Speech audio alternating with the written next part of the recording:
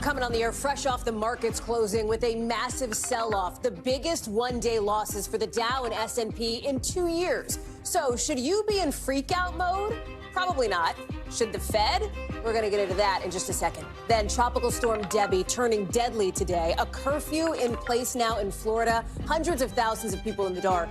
And the storm is far from finished. We're going to take you live to where it's headed. And we've got the forecast. Plus, a new development in just the last couple of hours as we hear for the first time from the deputy who shot Sonya Massey. What he's now saying about those final few seconds of her life in just a minute. Then why the Attorney General says a new ruling against Google is a historic win for you and how you search the internet. Plus, a not-so-upsetting upset at the Paris Olympics. Keir Simmons explains and tells us his favorite moment of the day, as only Keir can. That's coming up later in the show. Hey there, I'm Hallie, and we're starting tonight with the worst day for Wall Street in 2 years with an international market sell-off. Take a look at this. You've got the Dow, we're about to show you, down 1,000 points. The S&P, here it is, down 3%. NASDAQ down 3.5% just about. All of it starting with a wave of panic rippling through Wall Street today after Japan's stock market had its worst day since Beverly Hills Cop 2 was in theaters, 1987. Yikes. What is spooking everybody? Well, it signals that the U.S. economy may be slowing down and worries that the Fed may be waiting too long to cut interest rates. This has all been bubbling since Friday. Remember, when that July jobs report was worse than expected. Aaron Gilchrist will join us for more on the political fallout. But let me start with Brian Chung. OK, let me just start by level setting, right? Should people be freaking out, melting down, heads exploding? Yes or no? No, because the Dow Jones is still up 2.7% year to date. But yes, certainly what happened today was a pretty sharp fall off from the highs that we had already seen. But the real reason why, that's what everyone is trying to find out. And it's kind of a three-pronged answer here. And the first is really it's earnings season. So a number of companies have been reporting earnings. And actually, it was investor reaction to some big tech earnings that last Thursday began some of the sell-offs. Thursday was a bad day on Wall Street. And then Friday was a bad day as well, because of the jobs report, which you mentioned, that showed 114,000 jobs added in the month of July. That was well below what economists had expected. And more importantly, it showed the unemployment rate rising to 4.3%. That has had some warning signs going, although historically that is still relatively low. And then today you have the global market sell-off, Japan, then Europe. At 9:30 this morning Eastern time, markets opened up in the stateside, and it was not pretty at all. But again, this has been an extension of what we've already seen as market jitters at the end of last week. That's really all culminating from, OK, what's the Federal Reserve going to do now? Might they try to cut interest rates more aggressively to try to calm markets? We'll have to see. OK, might they? I mean, you know the Fed. You understand the Fed. Is that something that seems to be on the table? Yeah, well, you know, the interesting thing is that just last Wednesday, we heard from the Federal Reserve chairman, who at the time opted not to do anything with interest rates. They've been holding those interest rates high, which some have said is kind of part of the reason why the jobs data didn't look that good. If you're trying to slow this economy and you make borrowing costs that expensive, at some point, do employers start to lay people off? And what we saw from that jobs report is that might be starting to happen. So the Federal Reserve's next announcement is going to be September 18th. Now, after the announcement last week, people were saying, OK, well, we expect them to maybe do that first interest rate cut in that September meeting. Could it be by a quarter of a percentage point? That's usually the increments that they move in. Now you have market pricing an overwhelming chance that that cut is not only going to happen in September, but it's going to be larger than a quarter of a percentage point. It might be by half a percentage point. But again, Jay Powell, the Fed chair, is going to have some answering to do if he makes any public appearances between now and then. Is it possible that, by the end of the week, Brian, when you and I are talking again on, let's say Friday, that the markets have instituted a turnaround? In other words, is this an opportunity now for maybe the markets to improve back to where they were? Yeah, absolutely. And I've already heard from some economists that have said maybe this is a bit of an overreaction. So markets are always fluctuating. We'll have to see. All right, Brian, thank you very much. It is for that reason, Aaron Gilchrist, that you take what's happening in the political world as it relates to the economy, or at least to the markets, with a bit of a grain of salt. We know that the economy matters to voters. It is one of, if not the biggest reason that Americans say they plan to head out to the polls, not just this year, but consistently when it comes to presidential elections. What's interesting now, I should say, is that you've got Republicans, including former President Trump, looking to point the finger at the Biden-Harris administration for this sell-off. They've dubbed it in this sort of big talking point push, the so-called Kamala crash. That said, it was only about 6 months ago that the former president was taking credit when it was good news out of the stock market. Yeah, you're absolutely right. We sort of have this tale of two economies that we've been looking at over the last several months, right? You talk to some people and they'll tell you that their kitchen table situation, the money in their pockets is in a point of crisis in so many cases. But when you look at it from a macro perspective, you talk to the economic experts, as Brian sort of indicated there, we've seen an economy that's been doing relatively well. And so that is something that former President Trump sort of latched onto. I want to show you a post from earlier this year on his social media platform where he said, "This is the Trump stock market because my polls against Biden are so good that investors are projecting that I will win and that will drive the market up. Everything else is terrible. Watch the Middle East. And record-setting inflation has already taken its toll. Make America great again," he said there. And the former president spoke about the economy that was doing well when he was out on the campaign trail earlier this year as well. A little bit before he made that post, I want you to hear what he had to say about the economy and the stock market. And the only reason the stock market's high because they think we're going to win the election. That's the only reason, because that will come crashing down if we don't. And you fast forward to today, what we're seeing today, and the Trump campaign has said that they place the stock market troubles that we've seen today squarely in the lap of Vice President Harris, who is now the person that former President Trump is running against. The campaign released a 60-second ad earlier today that showed some media clips of today where different news anchors and pundits have been talking about this fall in the stock market, also sort of splicing in some sound bites of Vice President Harris saying that Bidenomics is working. The Trump campaign, for their part, trying to say that she has supported the economic policies of President Biden and saying that the choice that voters have come this fall is between Trump cash and Kamala crash. We do want to note that we did reach out to the Harris campaign, and they have opted not to really sort of put their fingers on the scale at this point, noting that there is a lot of sort of volatility in the market, and they didn't want to say too much about where things stand right now. But obviously, this is an issue that they're going to have to message, Hallie, going into particularly this week, as we will see Vice President Harris and her running mate on the campaign trail several days in several states this week. Yeah, big battleground swing for Kamala Harris and TBD VP pick. We'll find out within the next 24 hours, we think. Aaron Gilchrist, thank you. More on that in just a second. But we want to get to that powerful and deadly storm slamming Florida tonight. We're talking about Debby making landfall as a Category 1 hurricane today. Look at this. Water rushing in with flooding now a concern. It's hitting up to 6 feet in some spots thanks to a ton of rain and really intense winds up to 80 miles an hour. You see some of it there. Some spots are already breaking the record for the wettest day all year, with some tornado warnings popping up. And some island communities totally cut off because of how high the water is rising. You can see there, it's up to the fence lines in a bunch of homes, covering the curb. At least 4 people have been killed, 2 of them kids. Hundreds of thousands of people are in the dark. Hundreds of flights are not taking off. And this thing's on the move as other states down south now brace for up to 30 inches of rain. It's headed to South Carolina and Georgia next. We know states of emergency are already in effect there, as well as, of course, in Florida. Important to note here that Debby, now a tropical storm, is a direct result of our warmer climate. More rain, record high ocean temperatures. I want to get to our team on this. Meteorologist Bill Cairns is joining us with the forecast. But first, I want to start with Jesse Kirsch in Florida. Jess, I'm looking at your live shot there. Obviously windy. It's been rainy. Talk us through what you've been seeing on the ground. Yeah, and Hallie, it is, however, a little bit drier. I should say a lot drier than it was earlier this morning. Right now, I'm getting hit with a little bit of mist in the face, but frankly, with this wind gusting, I can't tell you if that's precipitation from the sky or just some water shooting off of the Gulf, which is right behind me here. But you can see in the background all of the wind gusting around. Debby has moved well past where we are now. We are in the Big Bend of Florida. We are just southeast of Tallahassee, and this is the area we were riding out the storm in earlier this morning, just inland from here in Perry, Florida. What I can tell you is we've been driving in the area more broadly. There are some roadways that have water across them. There are some streets and neighborhoods that have water. There are down trees, and there are power lines that are down as well, Hallie. Jesse Kirsch in it there in Florida. Jesse, thank you. Bill, let me go to you there. Jesse's in Perry, Florida. We know that Debby has been downgraded to a tropical storm.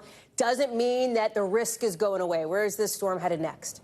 It's right along the Georgia border, Hallie, and it's going to be heading up towards South Carolina, eventually North Carolina, Virginia, our friends, Maryland, Delaware. You're going to get into this mess, too, in the days ahead. So the center of the storm is located right about here. So all the rain is on the east side. The backside's dry as typical. Heavy band of rain. We even had a tornado warning over Savannah just about an hour ago. No confirmation, though. But the biggest problems have been here in north portions of Florida, right along Interstate 10, where it crosses with 75.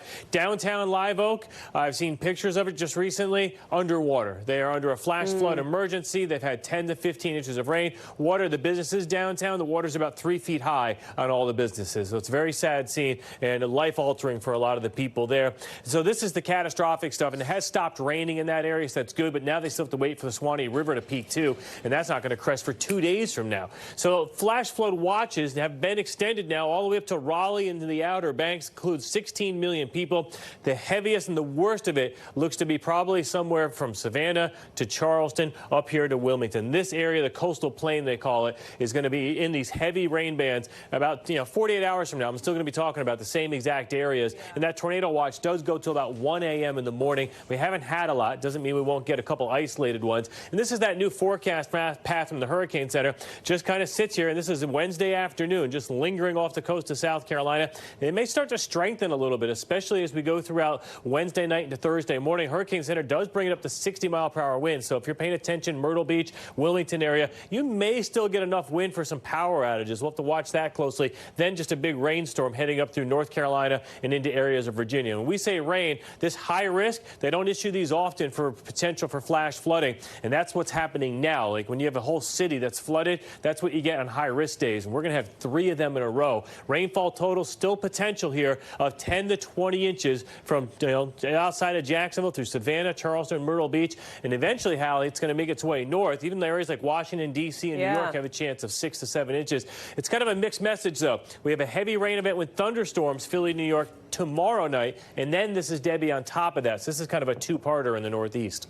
Real quick, Bill, there's been some comparisons to Hurricane Harvey that hit Texas back in 2017 and that they're both slower moving. Do you think that's a fair assessment, or is that overstating it?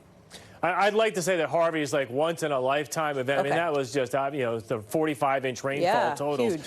But as we go through this climate change driven world right now where the air is warmer, it holds more moisture, it's more humid. So the rainfall events, especially with slow moving storms, are bigger than they used to be, bigger than they should be. So here's a chart that we put together. So when there's a potential, it's almost like if you go through a sprinkler. So if you walk through a sprinkler, you're going to get more soaked than if you run through a sprinkler. So the slower the storm is going, say 5 miles per hour, it has a potential of doing up to 30 inches of rain. If it's going, say, 15 miles per hour, it's like 15 inches of rain. So that's why when we talk about flooding with these systems, it has nothing to do with tropical storm, category, hurricane, major hurricane. It has to do with the forward speed. And this storm is going to be moving between 5 to 10 miles per hour. That's why areas have a chance for 25 to 30 inches of rain. And, Hallie, unfortunately, for a lot of people that live in mountainous areas and stuff, too, they know that we're just getting more of these events than we used to. Bill Cairns, thank you very much. I appreciate that. Let's talk about what's happening in the world of politics now, because Vice President Harris, she is set to clinch the Democratic nomination for president in probably, looking at the clock, about 45, 50 minutes or so from now, when the DNC will make her position at the top of the ticket officially a fish. And tomorrow we're going to see the VP and her VP pick for the very first time together at a debut rally in Philadelphia. Obviously, they're going to presumably announce whoever that person is beforehand. The timing on that is TBD. Who it is TBD. And tomorrow, set to be a big moment and a big week for the Harris campaign. As you heard Aaron Gilchrist allude to earlier, they're going to hit the road on this 7-state battleground blitz. You know who's also going to be in Philly tomorrow? Former President Trump's running mate, J.D. Vance. He's got a speech of his own and maybe some counter-programming with some events, too. It's a lot to look for, but we've got the best team in the biz all over it. Yamiche Alcindor is with us, along with Garrett Hake. Yamiche, let me start with you. Okay, so here we are, the last 24 hours, presumably, of this whole Veep Stakes watch. What you got? What are you hearing in the group chats and in the texts from folks? Well, the plan is to officially announce tomorrow, but of course, good reporters like me and you and Garrett are trying to make that even earlier if we can deal with it. But that's sort of what we're dealing with. We're trying to get to that. But the idea is that they also want a rollout that looks a lot like what Joe Biden did when he picked Vice President Harris. That means a text message to sort of all these Democratic supporters and funders and sort of just grassroots folks, and then a video rollout. So that's what they're hoping for. They're hoping this doesn't leak. We're hoping it does. Exactly. And the idea being that they want kind of this big show of force, if you will, to come out. They don't want it trickling out this outlet, that outlet. They want to come out, sort of boom, here it is, let's go. Yeah. There's some reporting out there that indicates that maybe Josh Shapiro of PA, Tim Walz of Minnesota are among the top two. Our reporting seems to suggest there's a couple of other names in the mix, we should say, including the Kentucky governor, Andy Beshear. That's right. And all along, I've been told the list is bigger than what's public. So it could be that tomorrow we wake up and when we haven't broken the news and this person comes out and it's someone we haven't been talking about. I would be surprised by that, but there is a world where that happens. The other thing is that from my understanding, she hasn't at least told the people around her who she's picked. So there's also the question of, does she really wait till the last minute to figure out what's going on there? A big thing for her is going to be chemistry and personal rapport, along with, of course, governing and also being an attack dog for the People covers, which is the Republicans who are going to be going after her, saying all sorts of stuff. They want someone who can stand up for that. And they want someone who's not going to undermine her. Yeah. They want someone who's going to be comfortable taking the lead from a woman, taking the lead from a Black and Indian woman, and that's going to be a certain kind of personality. So they want someone who's going to be a little bit of a star, but doesn't want to overshadow her come this election or 2028, when, for all we know, she gets primaried even if she does win the election. What's so interesting here, and Yamiche, you're alluding to this, you lived through it when Donald Trump was about to announce his VP pick, this idea that when they start to make phone calls to say, you're not it. Like, sorry, so-and-so, like, you did not get the job. That's when we sort of start to catch wind of it, or we can at sometimes. This is what you're talking about, Yamiche, right? That those notifications will presumably start to go out when she does make her decision public. At least to her inner circle, sort of privately public, it sounds like she's not there yet. Yeah, and it sounds like they're going to keep this in a really, really close hold, because if they start calling people saying, hey, sorry, it's not you, then it's going to be us checking off the list saying, well, who didn't get the call? And that person, of course, it's going to be clear if they're at least of the six. So there's that issue that's going on as well. It's more than just about sort of the intrigue and the drama. There's like real substantive reasons, and you laid some of them out, Yamiche, as to why a VP pick matters. You're seeing some of that with J.D. Vance this week. Donald Trump's not doing much. He did his, we'll talk about this, his live stream with Aiden Ross on Kick today. But J.D. Vance is going to be the one doing some counter-programming, or trying to, when Kamala Harris does make this official. Yeah, look, they're not asking for J.D. Vance to do a lot here, but they're trying to get him to break into the news cycle. He's doing the traditional bracketing. He's going to be in the same media market, at least, as the vice president at every one of her stops, except for the Western state stops. He was there last week. Maybe they wanted to save some money on the plane gas. I don't know. They're not sending him out there. But as a former local news reporter, I can tell you this is one of those things where if you're covering this locally, you're going to see Kamala Harris in the first part of that story, and you're going to see J.D. Vance in the second half of it. The Trump campaign knows, their view is that Harris is having a honeymoon right now, that she is, they believe, artificially inflated in the polls and in the media coverage. They want to try to get their shots in where they can, metaphorically speaking, and otherwise kind of ride this out and kind of let her peak, and then they hope come back down on the other side when events take back over the news cycle. We know that Donald Trump himself will be out west later on in the week. We did see him today doing this live stream that we just mentioned with Aiden Ross, involving like a Tesla Cybertruck and like a Beach Boys Rolling Stone playlist situation. It was quite the watch.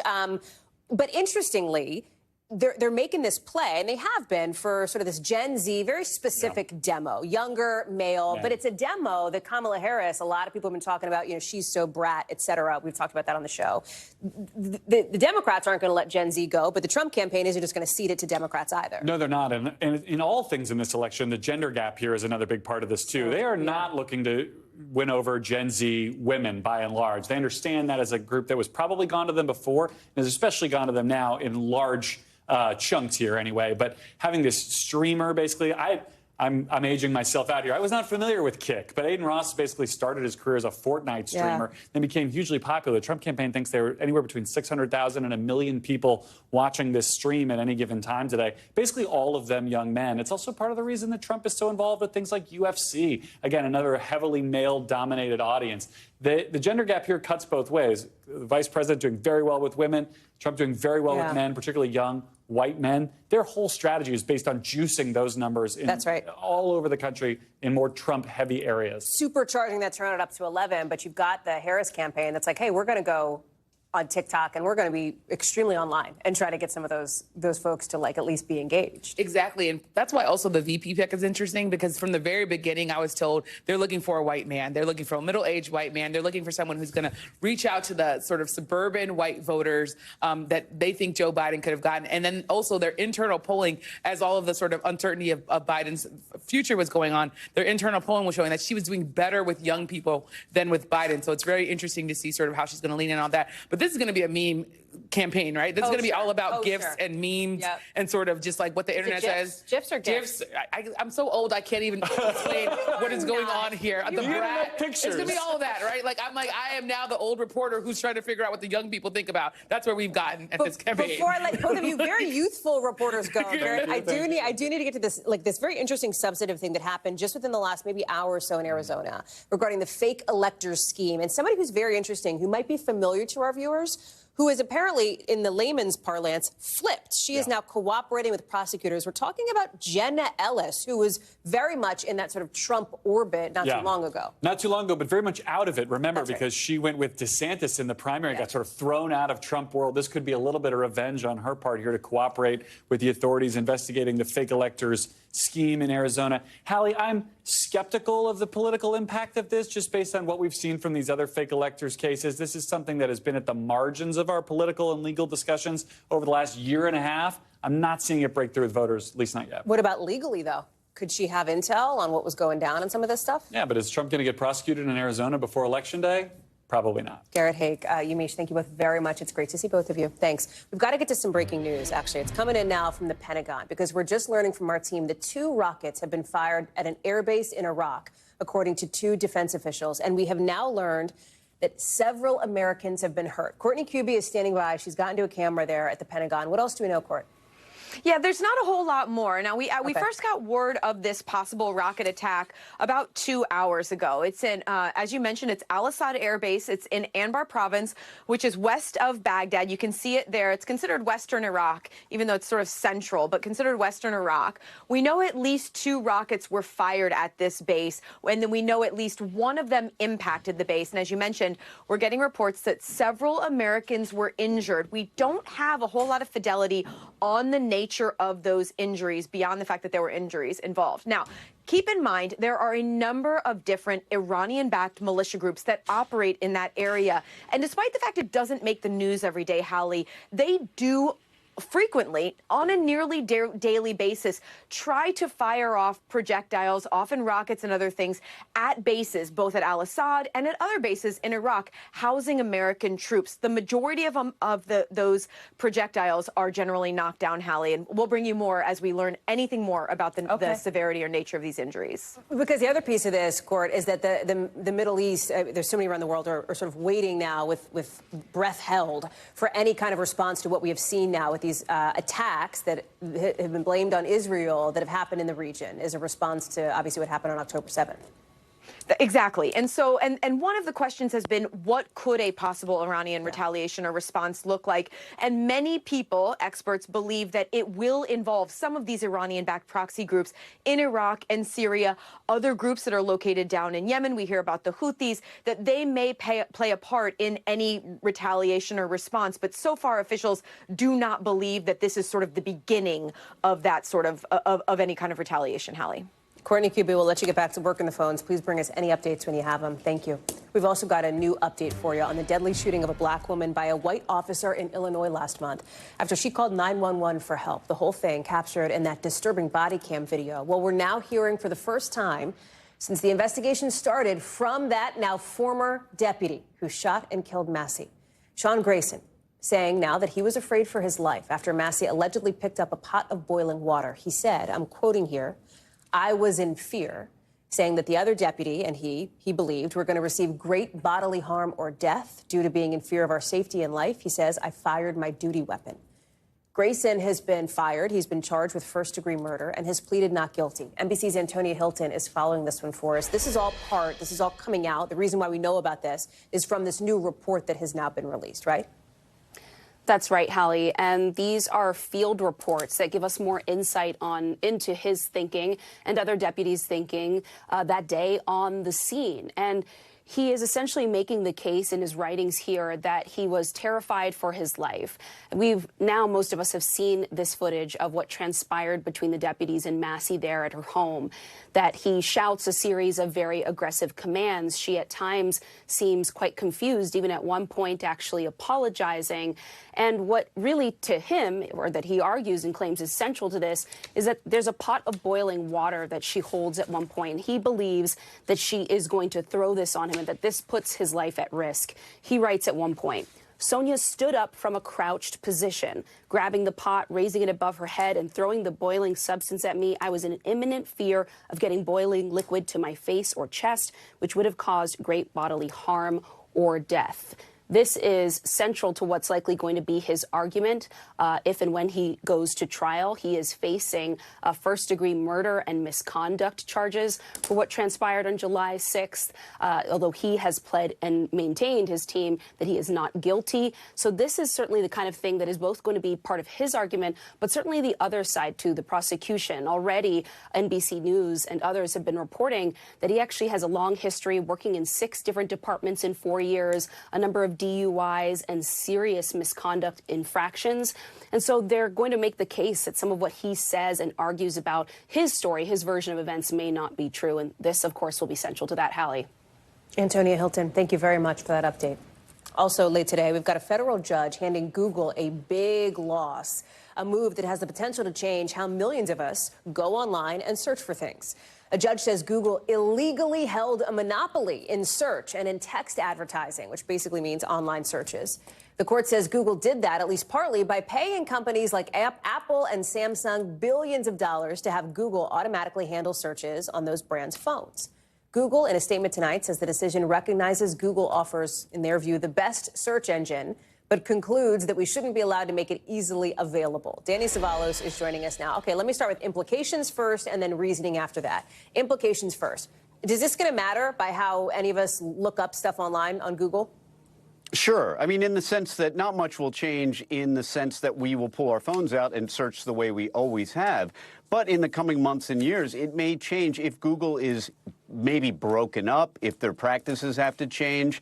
And really, if there is a change that we notice as consumers, it might be that it's a different logo that we're searching. But mechanically, nothing will change about the search and its unbelievable efficiency.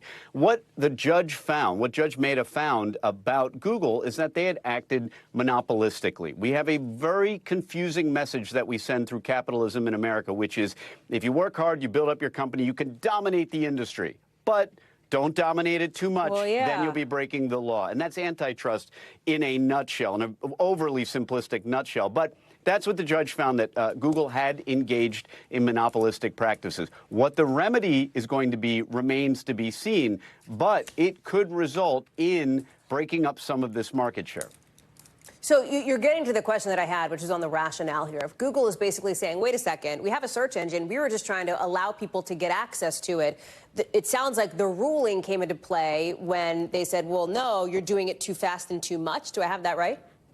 That's Google's response. I mean, Google's response today was, look, all the judge really found is that we're really good at being a search engine. And of course, they disagree with the outcome. And this is often the case boiled down in antitrust cases, is the government saying you're too big and you're engaging in cartel-like behavior, or you're dominating the industry to the exclusion of the little guy. The little guy in this case is a company called Bing, which you may or may not have heard of. It's been around for a while. It has about somewhere between 5 and 10% of the total market share. I mean, Google really dominates the industry. So that's an example of a little guy that maybe Google is muscling out. But Google continues to deny these allegations, and I expect they're going to continue to fight on this front.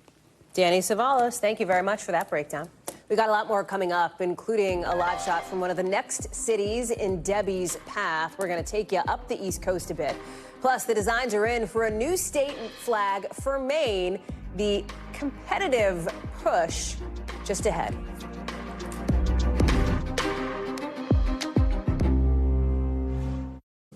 Right now, as Tropical Storm Debby creates that catastrophic damage in parts of Florida, it's now South Carolina and Georgia in the path of the storm next, with people there bracing for what officials warn could be a once-in-a-thousand-year weather event. It could bring as much as 2.5 feet of rain to a coast that is already drenched. You've even got some tornadoes possible over the next few days. Schools, some of them have already shut down tomorrow and Wednesday, and there's a curfew in place in Savannah, Georgia. Maggie Vespa is not too far from there in Charleston, South Carolina. Talk us through preps, Maggie. What are you seeing right now as the second wave of the storm, as Bill Cairns laid out earlier in the show, is getting ready to hit? Right. Basically, we're seeing a lot of sandbags, a lot of people kind of walking, sort of like oogling as this thing rolls in. But I have to tell you, Hallie, it is really picking up in real time. The wind is kicking up, the rain is kicking up, and we just had a press conference from local officials who say that this could be one of the worst rain, especially, but also wind events that this state has ever seen. They're expecting some potential rainfall totals. Some areas of the state seeing, they believe, up to 30 inches of rain over the next couple of days. And if it's any kind of preview as to what we could see, they're looking at the damage in Florida. We have a lot of video of hard-hit areas, flooded areas, and at this point, the death count from hurricane turned tropical storm Debby is now at 4, including a 13-year-old boy, according to the Levy County Sheriff, which is just west of Gainesville, who authorities say was crushed when a tree fell on his home as this storm made landfall. Governor Ron DeSantis holding a press conference earlier. Here's part of what he had to say. We have 4 confirmed fatalities since the storm has begun. Are we live, or are we're still alive? Okay, good. So that's obviously very tragic. We do think, though, that Floridians heeding the call of being careful, particularly on the roads, has reduced what would otherwise have been, because there's been some nasty conditions out there. So please be very cautious when you're going out. Now, the other storm-related fatalities in Florida, those were all 3 traffic accidents, including a trucker, and then authorities say a mother and another teenager, again, as the storm kind of made landfall in Florida. So Governor Ron DeSantis highlighting, especially on the roads, people need to be safe. I mean, we talked, though, Hallie, about that phrase, that once-in-a-thousand-year event. Some officials are saying this could be. That's especially true in Savannah, Georgia, and then parts of South Carolina. Again, this thing is just getting started. They're expected to dump rain and bring severe, potentially damaging winds to this part of the state, potentially into Thursday and Friday, Hallie. Maggie Vespa live for us there in Charleston. Thank you. Try to stay dry. Appreciate it. Let's get you over to the 5 things our team thinks you should know about tonight. Number 1, Britain's prime minister today holding an emergency security meeting after anti-immigration riots have intensified over the past couple days. Want to show you some of what it looked like. Buildings on fire, people storming hotels that house asylum seekers. The violence coming after a stabbing attack that killed 3 young girls last week. Police in the UK say more than 400 protesters have been arrested. Number 2, look at downtown Buffalo here, a tornado sweeping through. Look at that. Officials say some roofs were blown off some homes, but fortunately, nobody was hurt. Number 3, prosecutors say today they plan to charge a former Kansas police chief over how he handled a newspaper raid last year. They think he may have obstructed an official judicial process after part of a statement from a business owner following the raid was not given to investigators. They say the staff of the newspaper that was raided did not commit any crimes. Number 4, cybersecurity company CrowdStrike says it's not its fault that Delta had to cancel thousands of flights after that huge outage a few weeks back. Delta says the cancellations cost it like $500 million and that it's planning to take legal action. CrowdStrike says Delta rejected its offer for help on site. Number 5, it could be Maine's new state flag. It won the redesign contest. It's got a star and a pine tree. That was part of a requirement. For reference, this is Maine's current flag here. People will get to vote on replacing it this fall. Coming up later in the show, we'll take you overseas with the Israelis bracing for what could be days of attacks. We are live with the latest from Tel Aviv. Then some new video of a pretty bold smash and grab out west. Can you see it there? We're going to show you it better. There it is, the bigger look in the local.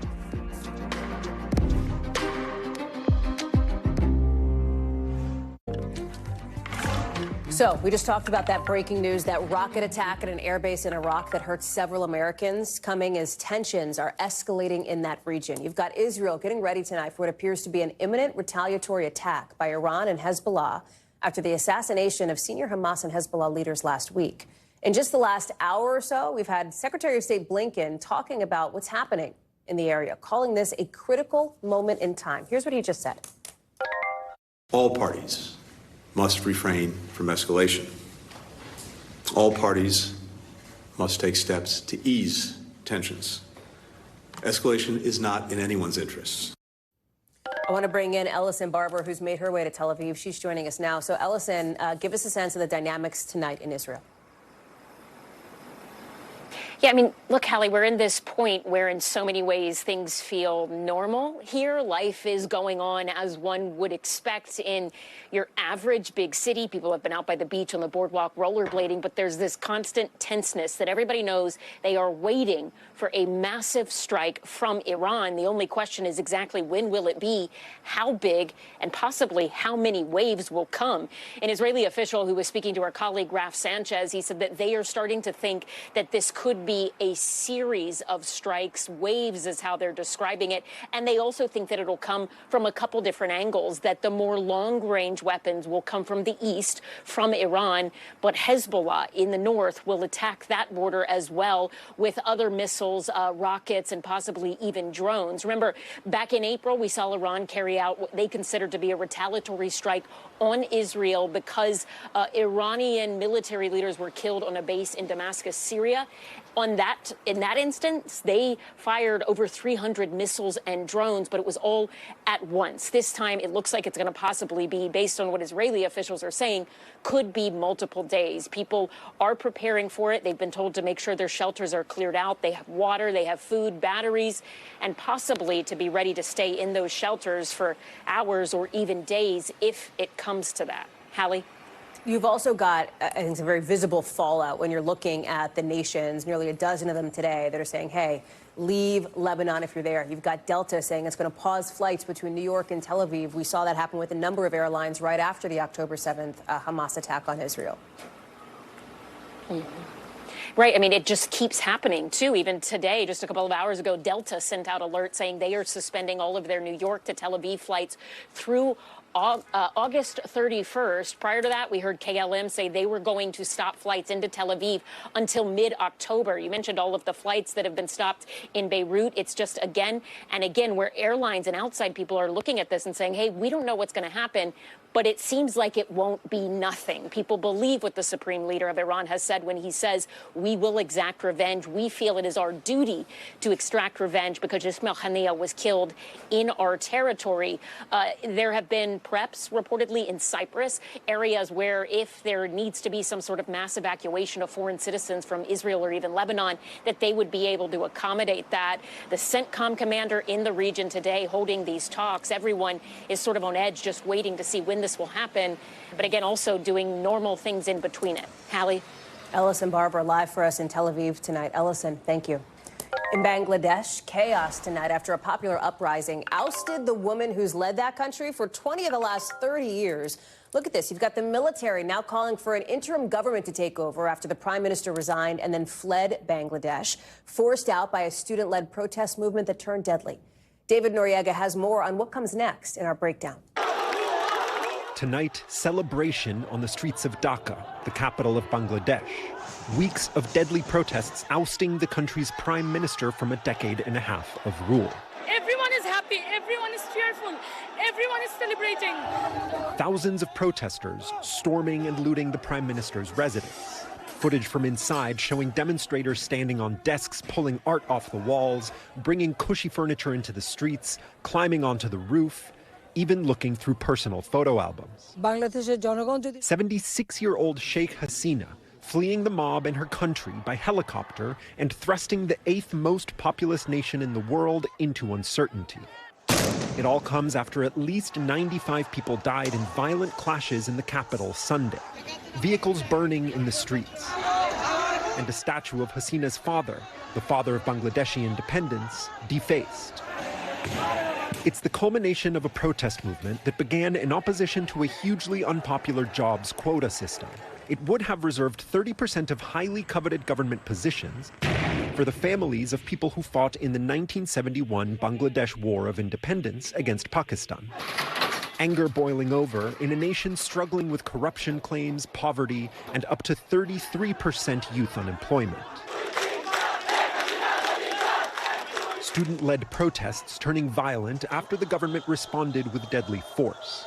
Given the nature of Sheikh Hasina's government, they decided to deal this movement heavy-handed.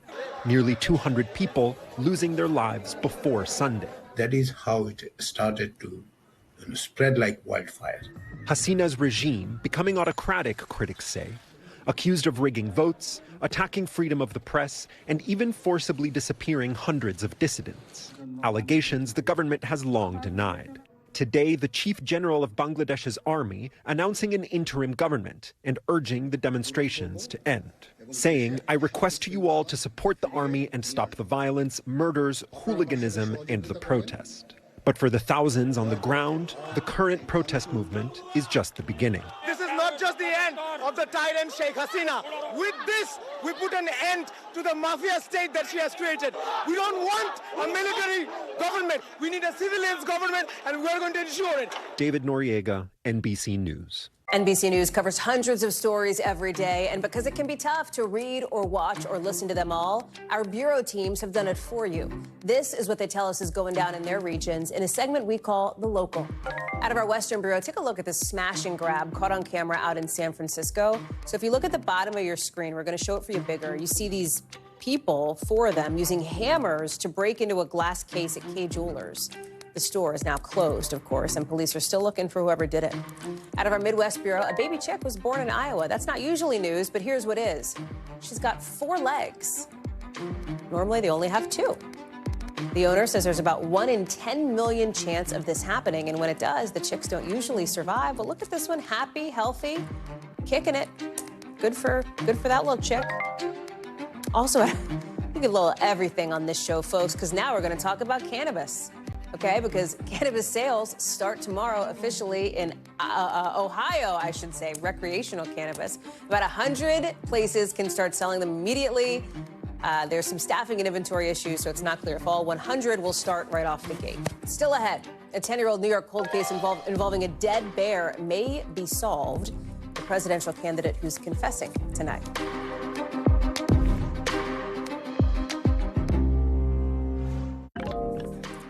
So the city of New York may be about to reopen a 10-year-old investigation into who dumped a dead bear cub in Central Park, because it turns out we know who did it, and I bet you know the name too, Robert F. Kennedy Jr. Ahead of a New York profile out today that was set to reveal this, apparently, RFK posted a video admitting he ditched the dead bear after nixing his plans to skin the cub for meat. He says he found the bear on the side of the road, this was about 10 years ago, and put it in his car, and apparently ran out of time to drop the bear off at home before a dinner in New York City. So he put it in Central Park instead. It's just the latest controversial revelation about the third-party candidate and, of course, member of the Kennedy political dynasty. Yasmin Vasugian's following this for us. Okay, the whole thing is not just obviously bizarre, objectively safe to say, yes, strange. It's also obviously illegal. So yes. What happens next here? Illegal. There are some fines, by the way. We reached out, by the way, to the DA's office because there was some reporting that the DA was actually going to be filing charges on Robert F. Kennedy Jr. They did not return requests for comment. Let me just walk you through how quickly as to what happened that day 10 years ago in October. Remember, I mean, the bear was discovered on October 7th in Central Park by 2 women walking their dogs. Imagine discovering that lying underneath a bear carcass, lying underneath a bicycle. So Robert F. Kennedy Jr. is in Hudson Valley. He's going falconing. It's something that he likes to do. And he got caught up in the day, and he sees that someone had hit a baby cub, a bear cub. He decides he's going to pick this cub off the road, put it in his vehicle. He's going to skin the bear, put the meat in his freezer. He gets kind of caught up in the day of falconing, and instead he goes back to the city. He realizes he has a dinner at a steakhouse here in New York City, and then has to catch a flight, and then says, oh, no, wait, though, I have a carcass in my back trunk. What do I do with that? He comes up, concocts this plan. He's going to drop it off in Central Park. He ends up lying underneath this bicycle. It's then discovered by these 2 dog walkers the next day.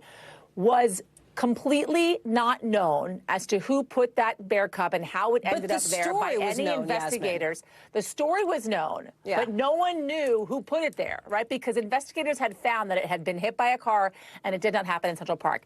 They had figured that out quite quickly once they came upon the bear carcass, but they never knew who did it until RFK Jr. revealed it in a post on Sunday, and he did it all because of this revelation that was going to come out, this anecdotal story that was told in this really extensive New Yorker piece that was released this morning, and this was part of him kind of getting ahead of this story. And you're seeing it right there. I mean, he's telling this story in this tweet that he put out there, or this post that he put out there, to Roseanne Barr, who we know quite well. Just a really, really, Hallie, bizarre story.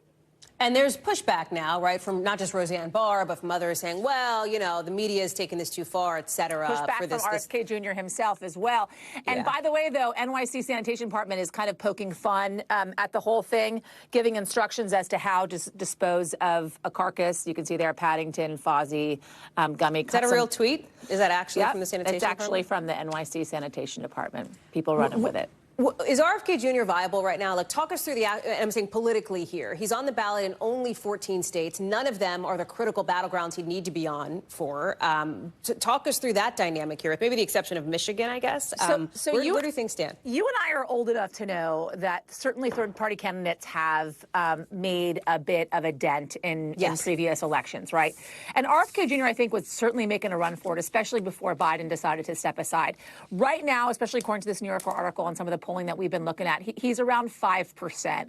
It's not a lot, right? He's not actually in a position to take the White House, but he's certainly in a position where he could actually make a dent in either the Trump camp or the Biden camp.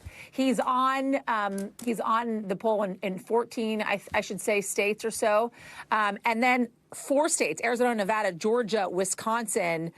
Those are all in which he's polling pretty well, especially amongst, by the way, Hal, Latino and young voters. So those are all things to keep in mind, hence one of the reasons why he wanted to get ahead of this thing and put the story out there on Sunday. Yeah, and Nevada on that list, too. Yasmin Vasugian, thank you very much for that breakdown. Appreciate it. Still to come, we're going to take you to Paris with a stunning upset.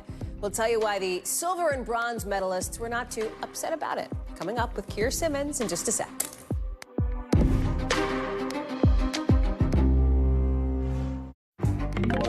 Let's take you to Paris now, where it was another whirlwind day, including the last day of gymnastics, and what could be, perhaps, the last routine at the Olympics for the GOAT, for Simone Biles. Taking home in her signature event, not the gold this time, but the silver, with Jordan Childs getting the bronze. The gold instead went to somebody who everybody's been talking about this Olympics, Rebecca Andrade from Brazil. And look at this moment here. The Americans on the podium honoring to the champ on the floor. Remember, Simone still has 3 other golds she's walking home with. And they're also making history as the first all-black gymnastics podium finishers ever. On the balance beam, you had Biles and Suni Lee both falling. NBC's Keir Simmons is joining us now from Paris. Okay, this marks a bit of a turning point in the games, right? The gymnastics is over. We're back. Baby boy, so happy to see you. Let me tell you. Start with gymnastics, because we're going to talk about track and field and all that fun stuff in a second. But this was a big moment, especially for Simone Biles, in what could be maybe her last Olympics ever. Yeah, maybe, right? I mean, I think today... You'd be exhausted, wouldn't you, after all those gold medals? Yes. So I'm taking the silver on the floor. It's good. She's got the 3 golds, then the 1 silver, and Jordan Childs got that bronze medal after a change in the ratings. At first, she didn't have that position, and then she did, and they're best friends, she and Simone. So the relationship between them, you know, the reaction between them was just wonderful to see. I mean, there was the slip on the bar there, and I think that may have been to do with just tiredness, and also, you know, there does appear to be a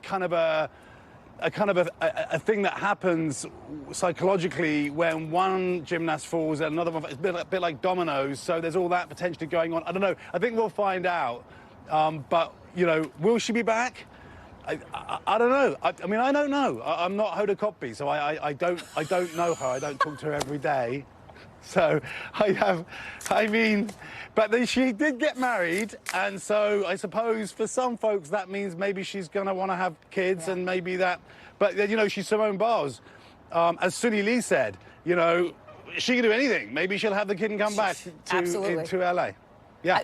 I got to tell you, God bless. I don't even know Hoda, if Hoda would know if Simone's coming. I don't know if Simone knows if Simone's coming back. Right? Like, we don't know what's in her head. I mean, Hoda knows. Hoda knows everything, man. I mean, she does. I'm not gonna fact check you on that one. There's also, so this is always so interesting because everybody loves to watch gymnastics, but then we know that track and field is like the big kind of last week. We did swimming, etc.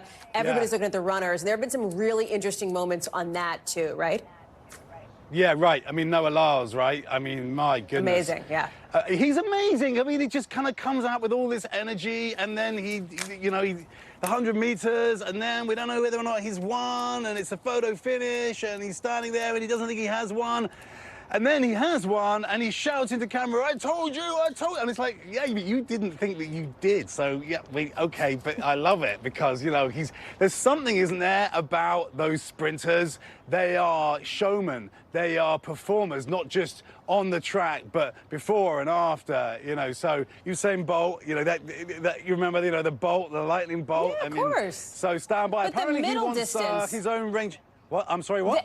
The 800 is also an interesting one because, like, when you start to get to the middle distance, you got the long distance people, which could not even fathom. You got the sprinters, insane, and then you have these people that are doing like, it's a lot for me or you, no offense, but like, for them, it's this incredible distance.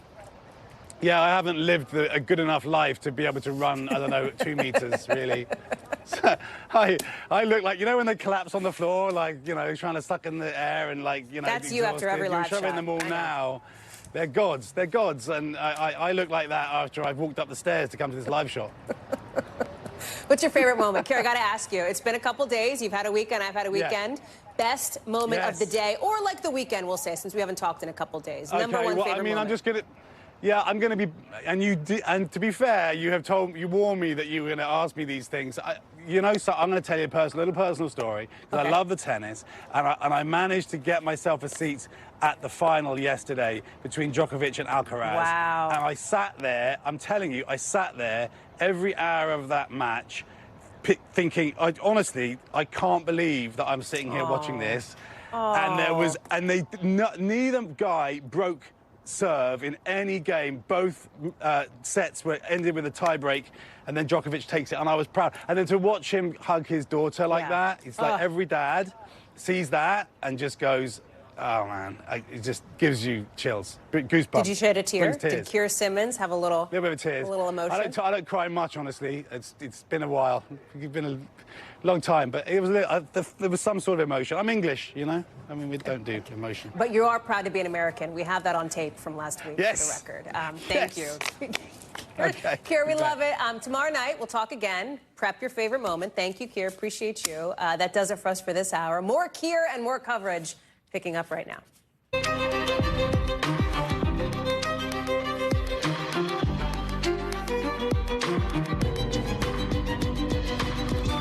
We are coming on the air with Tropical Storm Debby turning deadly today, set to bring historic rainfall, maybe catastrophic flooding. Look at this. This was the scene in Florida, but further up north, hundreds of thousands of people are at risk. We're going to take you live to where it's headed, and we've got the forecast. Plus, breaking news overseas as we learn that U.S. personnel at an airbase in Iraq have been hurt in a rocket attack. We're going to bring you the latest from the Pentagon in just the last couple of minutes. Plus, a huge sell-off with the biggest daily losses for the Dow and S&P in 2 years. So should you be in freak-out mode? Probably not. Should the Fed? We're going to get into that in just a second. Plus, the DNC, any minute now, set to make things official and name Kamala Harris as the party's 2024 presidential nominee. The next big announcement we're waiting on? News of her running mate. We'll talk through the top contenders ahead of the first appearance for both of them at a rally tomorrow. Then, why the Attorney General says a new ruling against Google is a historic win for you and how you search the internet. That's coming up later in the show. Hey, I'm Hallie, and tonight we start with that powerful and deadly storm slamming Florida. Debby making landfall along the coast today as a Category 1 hurricane. I want to show you some of the video here. Look at this. You see it in Fort Myers, in Perry, in Steinhatchee, the water rushing in. And you can see here how high it's getting. In some spots, it was up to 6 feet, thanks to a ton of rain, and in some places, wind up to 80 miles an hour. Some spots are already breaking the record for the wettest day all year. You see how much is coming across there in Franklin County with tornado warnings popping up in spots. Some communities on islands totally cut off because of how high the floodwaters are. You see it up to here. It's like up to these signs past the curb. This picture by Ernie Vanderwalt there. At least 4 people have been killed, 2 of them kids. Hundreds of thousands of people are in the dark, no power. You've got hundreds of flights not taking off, and this storm on the move, with other states in the south bracing for up to 30 inches of rain. You've got so much water burying places, and that's now going to go to South Carolina. It's going to go to Georgia, where states of emergency are already in effect. Debby, now a tropical storm, no longer a hurricane, is a direct result of our warmer climate, record high ocean temperatures, more rainfall. Meteorologist Bill Cairns is standing by with more on that. But first, I want to bring in Jesse Kirsch in Florida. And Jesse, yes, this is Florida. They understand hurricanes and storms in Florida, but these are coming kind of boom, boom, boom. We've talked about them a lot already this year. There's a climate connection.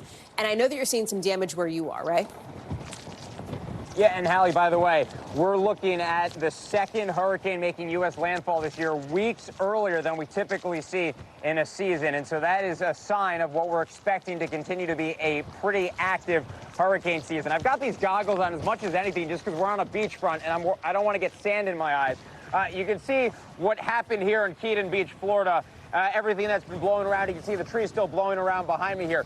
This is quite different than what we were experiencing this morning. We were just inland from here in Perry, Florida. And when we were in there, as Debby was making landfall, I felt like I was getting pelted with hail in the face. So that's how strong those wind gusts felt. You mentioned they were around 80 miles per hour. And while things have been downgraded from the wind, and I want to give Bill credit for this because he said it earlier when he and I were talking on an earlier program and made a great point. Just because the wind speeds have gone down, that does not mean that the threat is going away, because this is going to be about the water and how much rain we get over the next several days in multiple states. So we're really at the beginning of what we're expecting from Debby, Hallie. There's also been this sort of weird thing that happened, which was a cocaine bust that was kind of brought on by the storm. What?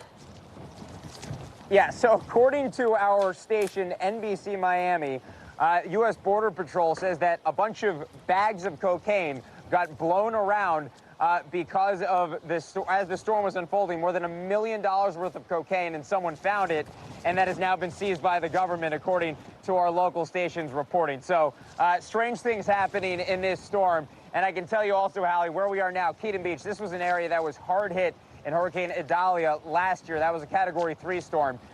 It appears that the damage here from this Category 1 hurricane appears to be light in comparison, which is good news for a community that is, of course, still recovering, Hallie. Yeah, no kidding. Jesse Kirsch, thanks for being there. Glad you're there. Glad you and your crew are staying as dry as you can be. Appreciate it. Bill Cairns is joining us now. Okay, now a tropical storm.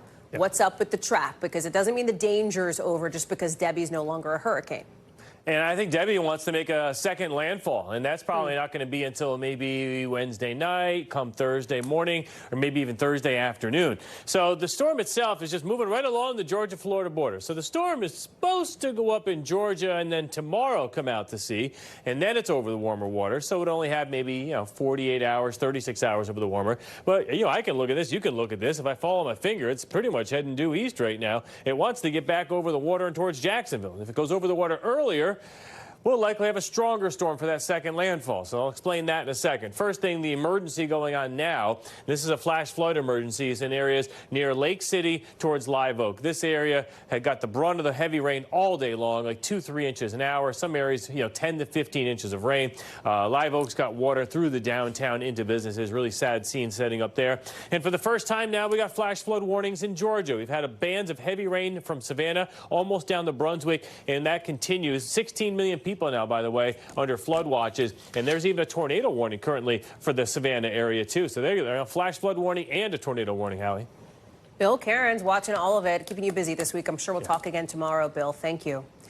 Now to some breaking news coming into us here in Washington, as we're just learning that President Biden has been briefed on a suspected rocket attack on an airbase in Iraq, an attack that has apparently injured several Americans. You're looking at the map there of where this is, outside Baghdad. Courtney Cubies at the Pentagon for us. Court, what do we know? We know that at least several American personnel who were at that base at the time were injured in this. So at least 2 rockets were fired at Al-Assad Air Base. You saw there it's west of Baghdad. There are U.S. personnel there, but it's actually an Iraqi base. At least one of those rockets did impact somewhere on the base, causing those injuries. But we don't have a whole lot more, including any real specificity on the nature of those injuries, Hallie. It's not uncommon these days for there to be an attack on a base like Al-Assad in Iraq, but the majority of the projectiles that are fired at the base there or in Baghdad or even up in Erbil, where there are also Americans stationed, the majority of those projectiles are generally either shot down or they don't even reach the base. So the fact that there were Americans injured here is pretty uncommon. U.S. officials are saying they believe that one of the Iranian-backed militia groups in the area is likely responsible, but they don't yet have confidence in exactly which one could be behind this, Hallie. And all of it's happening against the backdrop of increased tensions in the region anyway, Court. That's right. So the big question now is there was some belief that if, in fact, and when, in fact, at this point, Iran does respond or retaliate for, as part of this increased tension, that some of these Iranian-backed groups might play a part in that, including ones in Iraq and in Syria. But so far, it doesn't appear that this is the beginning of a larger response or retaliation by Iran. But we're continuing to watch to see if this is part of a larger wave of attacks in Iraq or Syria or even in the region, Hallie. Courtney Cuby, thanks so much for racing to a camera for us on that. Appreciate it. Let's take you now to Wall Street with some economic news. The markets coming off their worst day in 2 years with an international sell-off. Look at this. The Dow's down about 1,000 points today. The S&P down 3%. NASDAQ down just about 3.5%. All of it starting with a rave of panic rippling through Wall Street earlier after the Japanese stock market had its worst day since Beverly Hills Cop 2 was in theaters, 1987. So what's spooking everybody? Signs the U.S. economy may be slowing down and concerns the Fed may be waiting too long to cut interest rates. This has all been bubbling since Friday when that July jobs report was worse than expected. Aaron Gilchrist will join us in a sec to talk about the political fallout, but let's start with the actual money piece of it with Brian Chung.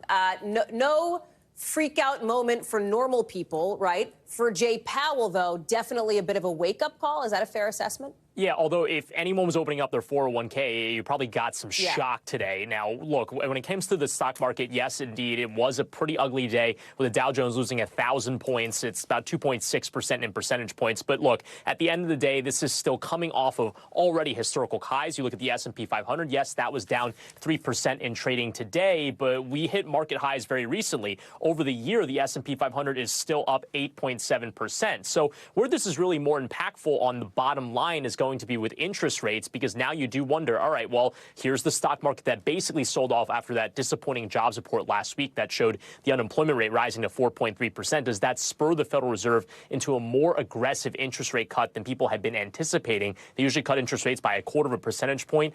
After the market action today, in tandem with the jobs market we got last week, you have the Federal Reserve now expected to cut interest rates by 0.5 percentage point when they next meet in September. We'll have to see if they follow through.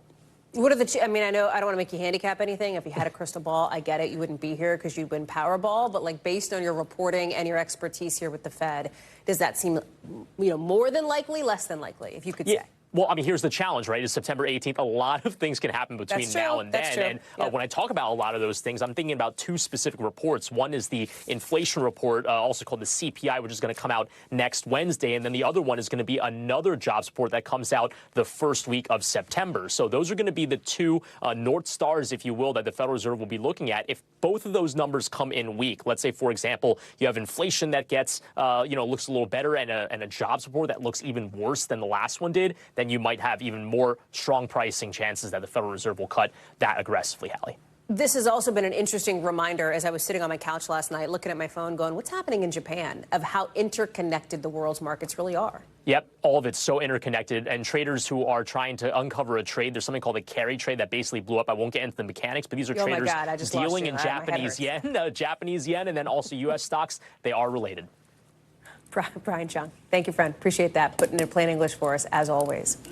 Also tonight, in the world of politics, you've got Vice President Kamala Harris set to clinch the Democratic nomination really any minute now, and the DNC is set to make her position at the top of the ticket officially official, like for real, for real.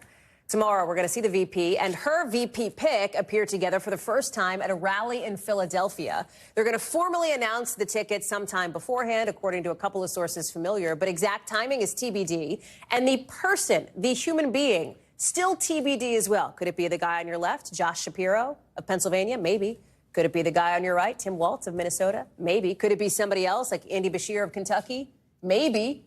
With her campaign, Harris's campaign, saying in just the last little bit, she still hasn't decided yet. They're like, hey, everybody, we get it. It's interesting, but still no decision. Tomorrow's going to be a big moment in a big week, a big couple of weeks for the Harris camp. She and her running mate are set to hit the ground running on a 7-state battleground blitz. J.D. Vance will also be in Philly tomorrow. He's got a speech of his own and looking to hit some of those key battlegrounds, trying to counter-program. It's a lot to watch out for in the next 24 hours. And we've got team coverage. Vaughn Hilliard covering all things Trump for us. But let's start with Aaron Gilchrist near the White House. Next 24 hours are going to be critical. We heard from the Harris camp that they're like, she hasn't made a decision yet, but the clock is ticking because the expectation from folks you and our team are talking to is that we will know by the time we come on the air, presumably tomorrow.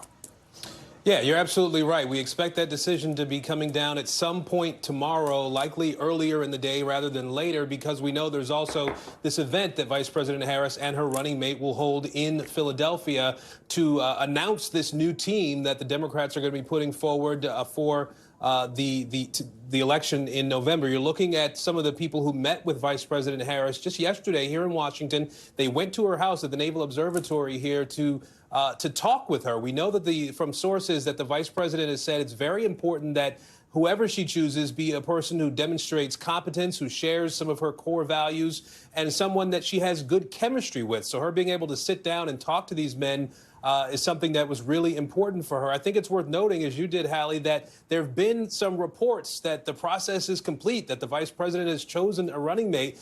This is a campaign that is a very tight ship, if you will, and I'm told that that is how the vice president always runs things. She wants this to be a very disciplined process. Her campaign spokesperson saying on Twitter, no, she has not made a choice as of yet. That's in the last hour or so, Hallie.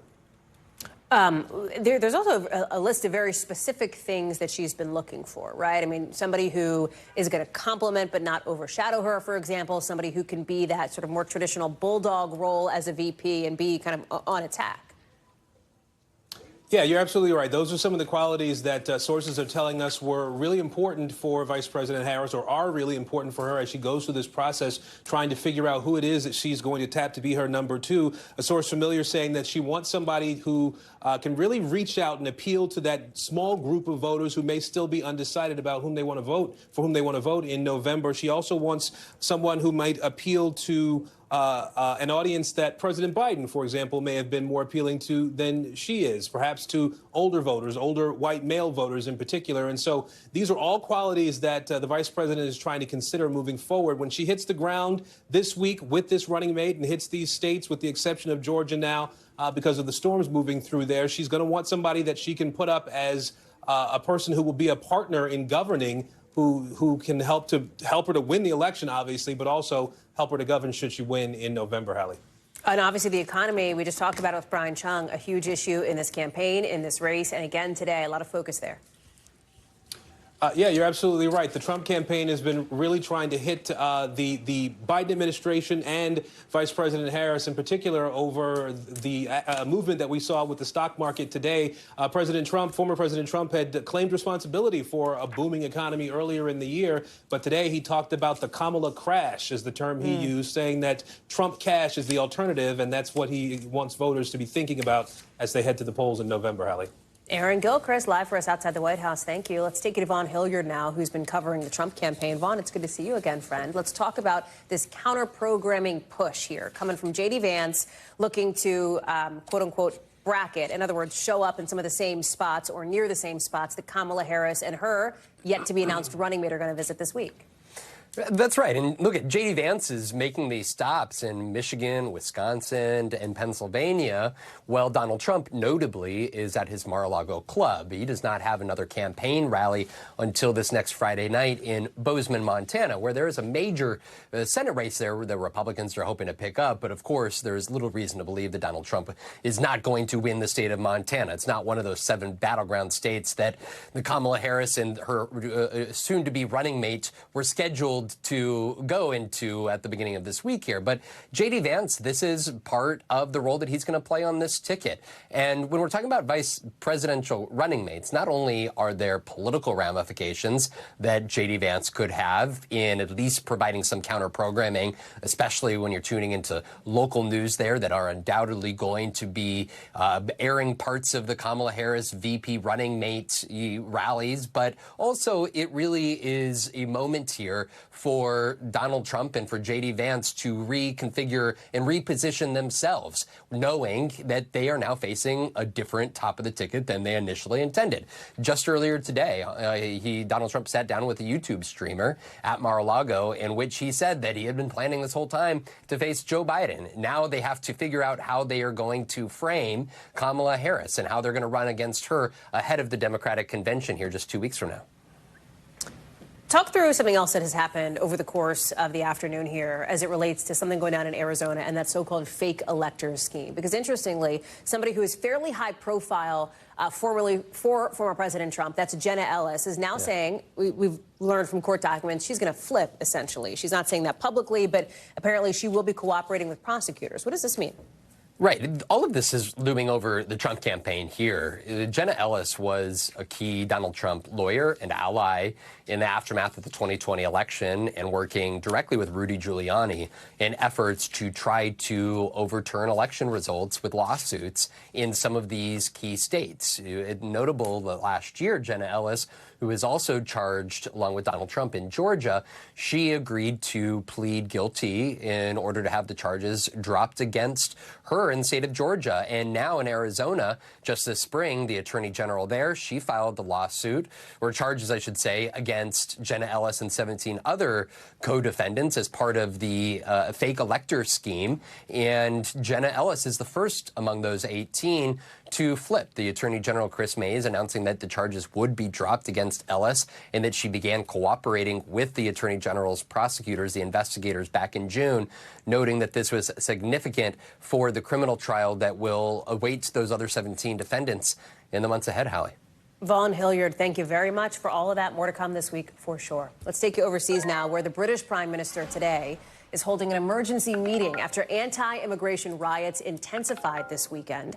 Want to show you some of the people storming hotels that house asylum seekers. This is a building on fire. The riots starting after a stabbing that killed 3 young girls in the northern city of Southport. False claims about the suspect's ethnicity and origin quickly spread online, which fueled some of the violence. Here's what Keir Starmer, the new British Prime Minister, said today. Whatever the apparent motivation, this is not protest. It is pure violence, and we will not tolerate attacks on mosques or our Muslim communities. Josh Letterman is joining us now. And Josh, we covered this attack, that horrific attack of those kids when it happened last week. Now we have seen night after night these protests. It's late where you are, obviously in London. Are you seeing it again tonight? Give us a sense of the mood there. We are seeing it again tonight, Hallie. In fact, there are no signs that these riots are quieting down as we enter week 2. The big focus tonight is on Plymouth in southwestern England, where there are 2 groups of protesters, basically an anti-immigrant group and then a counter-protesting group. Police are trying to keep them separate. But what is really alarming authorities is the fact that this is no longer localized to Southport, where that stabbing took place last week. This has really mushroomed into something much bigger than that one incident. We're seeing major incidents all across England, over in Northern Ireland. As you mentioned, there was a hotel known for housing asylum seekers, and these protesters set it on fire, really raising concerns about whether the UK is becoming less of a safe place for immigrants. And I want you to hear from one Londoner, Alice Emusic, who I spoke to about that very issue. Listen.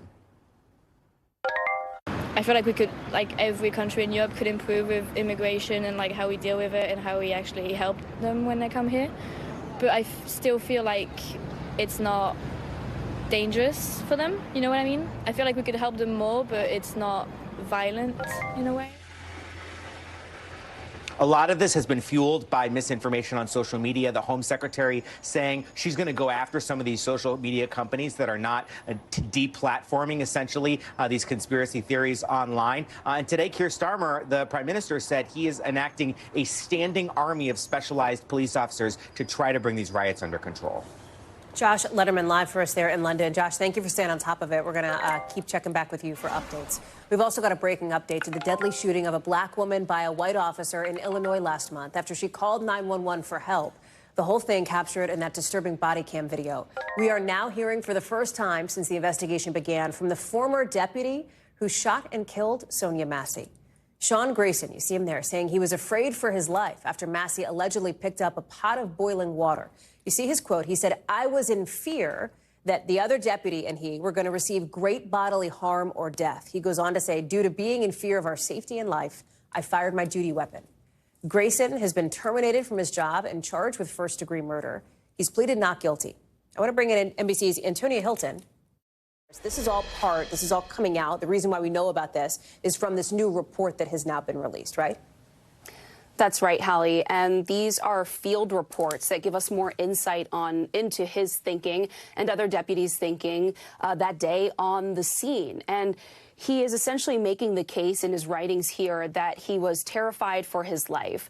Most of us have seen this footage of what transpired between the deputies and Massey there at her home, that he shouts a series of very aggressive commands. She at times seems quite confused, even at one point actually apologizing.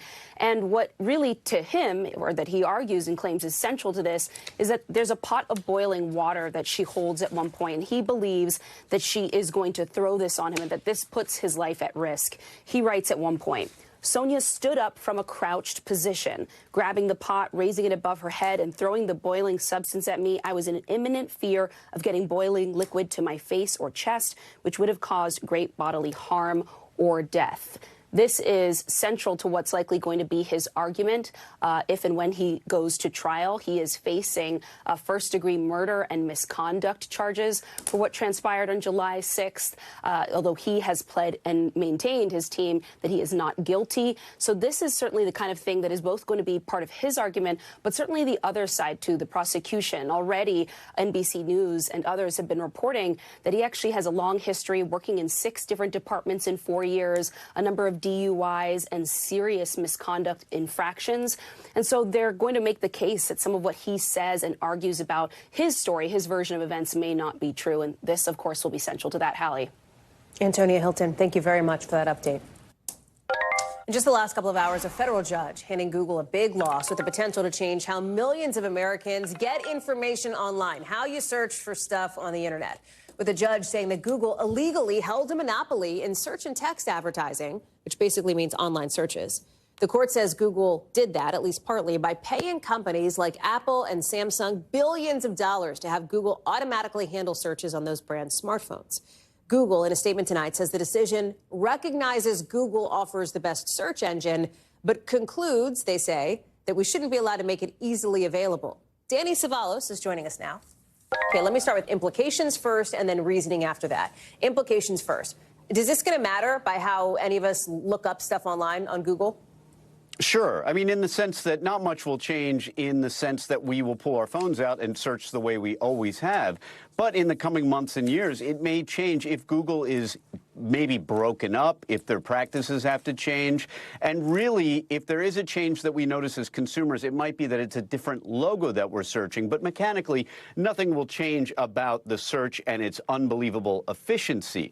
What the judge found, what Judge Mehta found about Google is that they had acted monopolistically. We have a very confusing message that we send through capitalism in America, which is if you work hard, you build up your company, you can dominate the industry. But don't dominate it too much, then you'll be breaking the law. And that's antitrust in a nutshell, in an overly simplistic nutshell. But that's what the judge found, that Google had engaged in monopolistic practices. What the remedy is going to be remains to be seen, but it could result in breaking up some of this market share.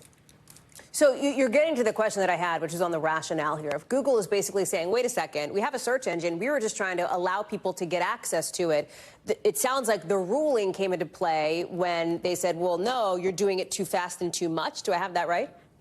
That's Google's response. I mean, Google's response today was, look, all the judge really found is that we're really good at being a search engine. And of course, they disagree with the outcome. And this is often the case boiled down in antitrust cases, is the government saying you're too big and you're engaging in cartel-like behavior, or you're dominating the industry to the exclusion of the little guy. The little guy in this case is a company called Bing, which you may or may not have heard of. It's been around for a while. It has about somewhere between 5 and 10% of the total market share. I mean, Google really dominates the industry. So that's an example of a little guy that maybe Google is muscling out. But Google continues to deny these allegations, and I expect they're going to continue to fight on this front. Danny Savalos, thank you very much for that breakdown. Coming up, new details tonight in the killing of one of the stars of General Hospital, who police now say they're looking for. Plus, why Australia is raising its terror threat level next.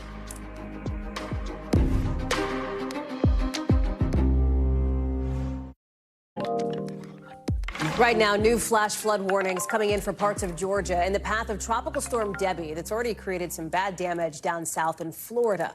You've got folks further north bracing for what officials warn could be a once-in-a-thousand-year weather event, one that could bring as much as 2.5 feet of rain to an already soaked coast. You've even got some tornadoes possible in the next few days. Some schools have shut down tomorrow and Wednesday, and there's a curfew in place starting in just a few hours in Savannah, Georgia. Maggie Vespa is joining us live now, and she is in, I want to say, are you still in Charleston, Maggie, or did you move to Savannah? No, we are still in Charleston. Okay. That's a great question. If we could move that fast, we would. No, we are in Charleston right now. Hallie, I mean, it's picking up, and Yeah, it was right before our hit in the last hour, right? You can see it. You can hear the wind. You can see almost white caps kind of here coming in along the shoreline. People for a couple of hours were walking around wanting to see it for themselves. That's pretty much stopped. It's gotten a lot more intense, and we just heard from local officials in the last hour or so basically saying, hey, Charleston, we know that you're used to hurricanes. We know you're used to flood events, but they said this, for a lot of reasons, is going to be really different. They're expecting up to 30 inches of rain in some parts, especially the eastern part of the state where we are, over the next few days. They're expecting wind gusts kind of for the most part, they said in the 30 to 40 mile per hour range. That's not the main concern, but it really is, they said, the urban flooding, the flash flooding, and they said in particular, areas of Charleston, areas of South Carolina that maybe haven't flooded before could very well flood this week. And on top of that, Hallie, they're asking people to keep food and water enough for each family member for at least 3 days, knowing that this thing could churn over their state and just linger into Thursday or Friday. We had local officials speaking just a little while ago about asking people to stay informed and be careful. Let's listen to part of what they had to say.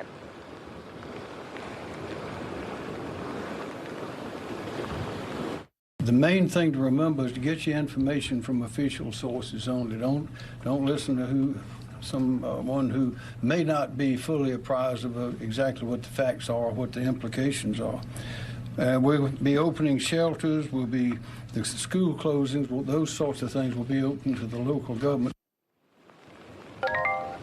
You know, we were just talking to somebody who was walking here in Charleston. She was out walking her golden retriever named Charlie, and she said, you know, people here in Charleston are used to this. People here in Charleston are seasoned, but she said it is true that when you see what this storm has already done to parts of Florida, dumping close to a foot of rain in some areas, and with a death count now of 4 people, including a teenager who died when a tree fell on his house, the sheriff saying he was crushed.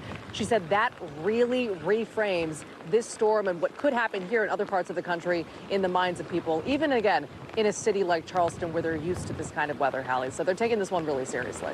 Yeah, it looks like it. Maggie Vespa, thanks for bringing us the latest tonight from Charleston. Appreciate it. Let's get you over to the 5 things our team thinks you should know about tonight. Number 1, a tornado sweeping through downtown Buffalo today up in upstate New York. You see it here. Officials say roofs were blown off some of the homes. You see some of the debris flying in the air. Fortunately, they say nobody was hurt. Number 2, LAPD releasing some images that show 3 alleged suspects in the killing of Johnny Wachter. He's the General Hospital star who was shot and killed back in May. Police say it happened after he confronted some people trying to steal the catalytic converter out of his car. Police are asking for help to ID those suspects. Number 3, the Louisiana governor today defending that controversial new law that requires schools to put up posters of the 10 Commandments, with Louisiana becoming the first state in the country to mandate this. The governor saying, in his words, just tell your child not to look at them if you don't like it. The governor's comments come as the state's attorney general is trying to get a lawsuit filed by a group of parents dismissed. Number 4, the cybersecurity company CrowdStrike says it's not its fault that Delta had to cancel thousands of flights in that huge outage last month. Delta says the cancellations costed $500 million and that it's planning to take legal action. CrowdStrike says Delta rejected its offer for on-site help. Number 3, this could be Maine's new flag. Officials there announcing today it won the redesign, a star and a pine tree. That was part of a requirement in the contest. A callback to Maine's flag from the early 20th century. This is Maine's current flag. It'll be replaced if voters approve the new one in November, and we'll quiz you on both coming up next hour. When we come back, we'll take you overseas tonight to Bangladesh, where there is chaos in the streets. You see some of those images there down at the bottom of your screen after the country's prime minister was forced out. Why thousands of protesters there say that's only the beginning. Plus, why certain souvenirs could end up banned soon in Colombia.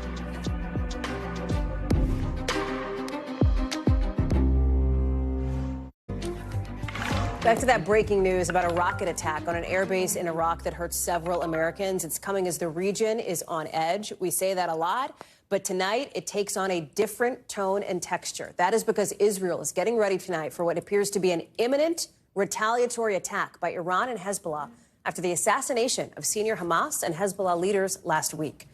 We've already heard now from the Secretary of State, Tony Blinken, talking about this today, late this afternoon, calling this a critical moment in time. Watch. All parties must refrain from escalation. All parties must take steps to ease tensions. Escalation is not in anyone's interests. And here's a first look. We're just getting in literally in the last couple of minutes. This is a look with the national security team sitting with President Biden in the Situation Room, along with, of course, Vice President Harris there, getting an update on developments in the Middle East. Ellison Barber is joining us now from Tel Aviv. A lot of attention here in the U.S., here in Washington, on this moment that's happening where you are, Ellison, with the Secretary saying tonight that the U.S. has been engaged in round-the-clock diplomacy. It brings up the question, where, if anywhere, is the off-ramp? You know, I guess in some ways, Hallie, it depends on how we would define off-ramp. I think the idea of what a lot of people would hope it would be is that we avoid a large-scale attack or an escalation entirely. That off-ramp is not going to exist. I think it's hard to see how it could exist. I think the possibilities of an off-ramp here is going to depend on what this retaliatory strike looks like, right? Think back to April again. I mentioned it a lot because it's the best measure we have for comparison of what could happen this time around when Iran fired those 300 drones and missiles at Israel. They did it with a lot of warning, kind of behind the scenes, but a lot of public. There was no question that it was going to happen, that it was going to be big. Around the time that it happened, people saw it coming. All of them were intercepted. The question this time around is this strike going to be measured or calculated in a similar way where the casualty toll, be that military personnel or civilians in particular, is limited, and then Iran can walk away by saying, OK, we retaliated for what we said you did in our sovereign territory and for the attack that happened in Beirut. Now we'll sit this one out, so to speak, and lean back a little bit? Or will the strikes cause so much damage here in Israel, if they are to get through some of the safeguards Israel has, like the Iron Dome, that they then also say, OK, we have no choice but to do something else? Again, that's the big question here, Hallie. You also have a question about the sort of Hamas leadership now at this point, especially Hamas. Obviously, the Hezbollah assassination made some news last week as well, of course. What do we know about that dynamic and moving forward, where that goes? Yeah, so it's really interesting because the question is, how does this change the structure of these two organizations, and does it fundamentally change anything? And when we've spoken to experts, they pretty much say the same thing. Not a whole lot. These are sort of symbolic kills, very big deals, but in terms of fundamentally shifting the structure of either of these organizations, I mean, when we saw Ismail Haniyeh die, there were already 3-4 names that were out in public being floated as his likely and possible replacements.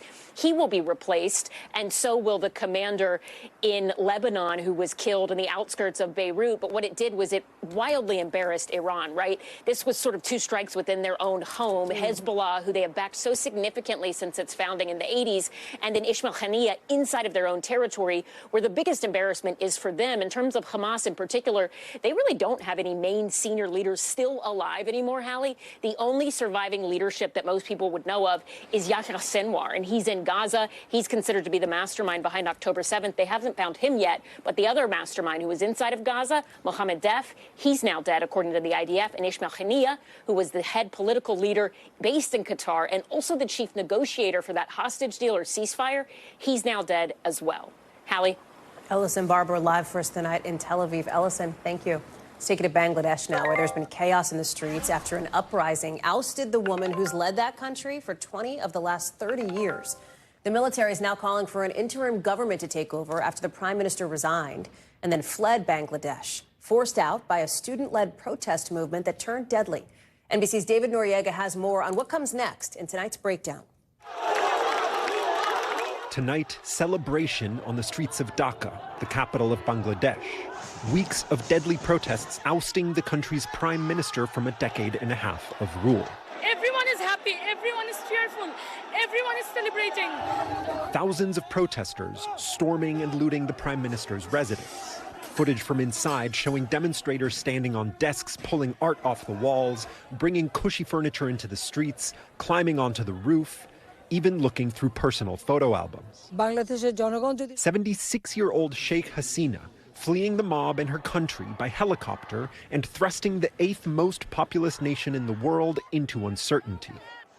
It all comes after at least 95 people died in violent clashes in the capital Sunday. Vehicles burning in the streets. And a statue of Hasina's father, the father of Bangladeshi independence, defaced. It's the culmination of a protest movement that began in opposition to a hugely unpopular jobs quota system. It would have reserved 30% of highly coveted government positions for the families of people who fought in the 1971 Bangladesh War of Independence against Pakistan. Anger boiling over in a nation struggling with corruption claims, poverty, and up to 33% youth unemployment. Student-led protests turning violent after the government responded with deadly force. Given the nature of Sheikh Hasina's government, they decided to deal this movement heavy-handed. Nearly 200 people losing their lives before Sunday. That is how it started to spread like wildfire. Hasina's regime becoming autocratic, critics say, accused of rigging votes, attacking freedom of the press, and even forcibly disappearing hundreds of dissidents. Allegations the government has long denied. Today, the chief general of Bangladesh's army announcing an interim government and urging the demonstrations to end, saying, "I request to you all to support the army and stop the violence, murders, hooliganism, and the protest." But for the thousands on the ground, the current protest movement is just the beginning. This is not just the end of the tyrant Sheikh Hasina. With this, we put an end to the mafia state that she has created. We don't want a military government. We need a civilians government, and we're going to ensure it. David Noriega, NBC News. NBC News covers hundreds of other international stories every day, and because it can be tough to read or watch or listen to them all, our teams around the world have done it for you. Here's a look at what they're watching in a segment we call The Global. Out of Australia, the Prime Minister and other officials are raising the terror threat level in that country from possible to probable because of what they describe as an increase in extremist views in Australia. They say there's now a 50% chance of an attack being planned in the next year. Officials say this decision was not a direct response to tensions in the Middle East and that there's no imminent, immediate threat of an attack. Out of Italy, look at this video. Mount Etna in Italy erupting. Some new images here. You can see, wow, that big sort of red piece in the middle, and then obviously all the smoke, the ash up into the sky, the lava coming up 6 miles above sea level. Nearby airports had to divert some flights. Mount Etna is one of the most active volcanoes in the world. Out of Colombia. Congress there in that country considering whether or not to ban all souvenirs related to Pablo Escobar. It proposes fines for people who sell anything that shows the infamous drug lord. It would also allow police to fine people who wear merch glorifying Escobar. Congress still has to debate and then vote on the law. Coming up, why New York City may reopen a 10-year-old investigation into a dead bear cub and what it has to do with RFK Jr. Next.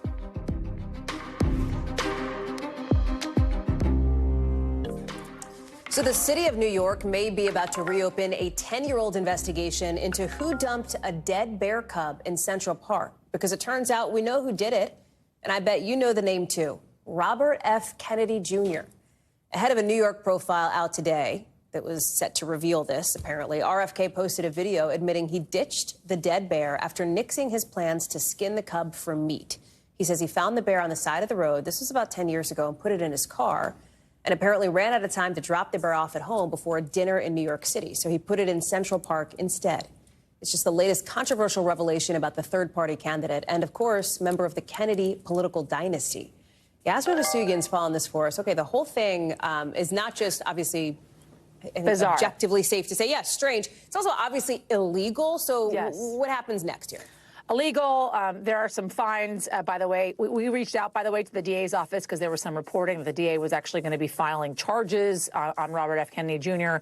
They did not return requests for comment. Let me just walk you through how quickly as to what happened that day 10 years ago in October. Remember, I mean, the bear was discovered on October 7th in Central Park by two women walking their dogs. Imagine discovering that lying underneath a bear carcass, lying underneath a bicycle. So Robert F. Kennedy Jr. is in Hudson Valley. He's going falconing. It's something that he likes to do. And he got caught up in the day, and he sees that someone had hit a baby cub, a bear cub.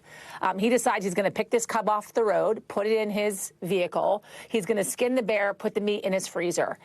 He gets kind of caught up in the day of falconing, and instead he goes back to the city. He realizes he has a dinner at a steakhouse here in New York City, and then has to catch a flight, and then says, oh, no, wait, though, I have a carcass in my back trunk. What do I do with that?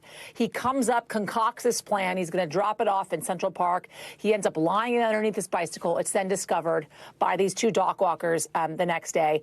Was completely not known as to who put that bear cub and how it ended up there by any investigators. The story was known, but no one knew who put it there, right? Because investigators had found that it had been hit by a car and it did not happen in Central Park. They had figured that out quite quickly once they came upon the bear carcass, but they never knew who did it until RFK Jr. revealed it in a post on Sunday, and he did it all because of this revelation that was going to come out, this anecdotal story that was told in this really extensive New Yorker piece that was released this morning, and this was part of him kind of getting ahead of this story, and you're seeing it right there. I mean, he's telling this story in this tweet that he put out there, or this post that he put out there to Roseanne Barr, who we know quite well. Just a really, really, Hallie, bizarre story. And there's pushback now, right, from not just Roseanne Barr, but from others saying, well, you know, the media is taking this too far, et cetera. Pushback from RFK Jr. himself as well. And by the way, though, NYC Sanitation Department is kind of poking fun at the whole thing, giving instructions as to how to dispose of a carcass. You can see there Paddington, Fozzie, Gummy. Is that a real tweet? Is that actually from the Sanitation Department? It's actually from the NYC Sanitation Department. People running with it. Is RFK Jr. viable right now? Like, talk us through I'm saying politically here. He's on the ballot in only 14 states. None of them are the critical battlegrounds he'd need to be on for. Talk us through that dynamic here, with maybe the exception of Michigan, I guess. Where do things stand? You and I are old enough to know that certainly third-party candidates have made a bit of a dent in previous elections, right? And RFK Jr., I think, was certainly making a run for it, especially before Biden decided to step aside. Right now, especially according to this New Yorker article and some of the polling that we've been looking at, he's around 5%. It's not a lot, right? He's not actually in a position to take the White House, but he's certainly in a position where he could actually make a dent in either the Trump camp or the Biden camp. He's on the poll in 14, I should say, states or so, and then 4 states, Arizona, Nevada, Georgia, Wisconsin, those are all in which he's polling pretty well, especially amongst, by the way, Hal, Latino and young voters. So those are all things to keep in mind, hence one of the reasons why he wanted to get ahead of this thing and put the story out there on Sunday. Yeah, and Nevada on that list, too. Yasmin Vasugian, thank you very much for that breakdown. Appreciate it. Still to come, we're going to take you to Paris with a stunning upset. We'll tell you why the silver and bronze medalists were not too upset about it. Coming up with Keir Simmons in just a sec.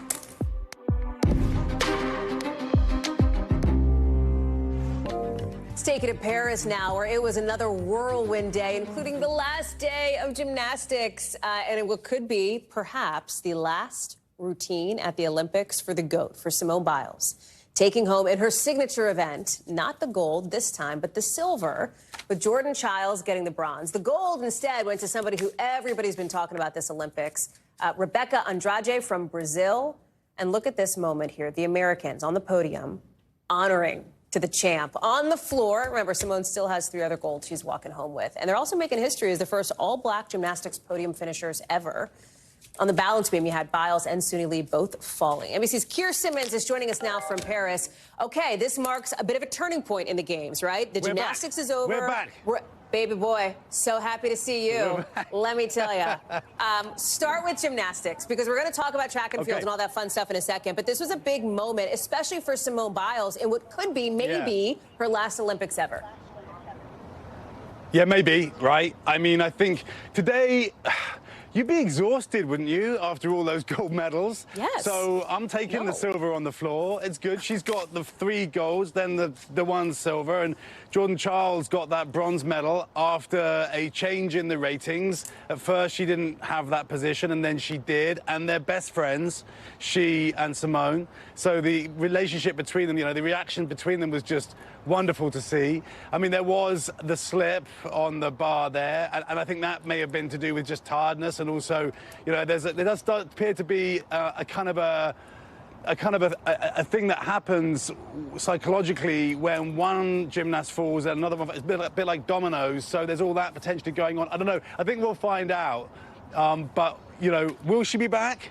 I don't know. I mean, I don't know. I'm not Hoda Kotb, so I don't know her. I don't talk to her every day. So but she did get married, and so I suppose for some folks that means maybe she's going to want to have kids, and maybe that. But, you know, she's Simone Biles. As Suni Lee said, you know, she can do anything. Maybe she'll have the kid and come back to LA. Yeah. I got to tell you, God bless. I don't even know if Hoda would know if Simone's coming. I don't know if Simone knows if Simone's coming back. Right? Like, we don't know what's in her head. I mean, Hoda knows. Hoda knows everything, man. I mean, she does. I'm not gonna fact check you on that one. There's also, so this is always so interesting because everybody loves to watch gymnastics, but then we know that track and field is like the big kind of last week. We did swimming, etc. Everybody's looking at the runners, and there have been some really interesting moments on that too, right? Yeah, right. I mean, Noah Lyles, right? I mean, my goodness. Amazing, yeah.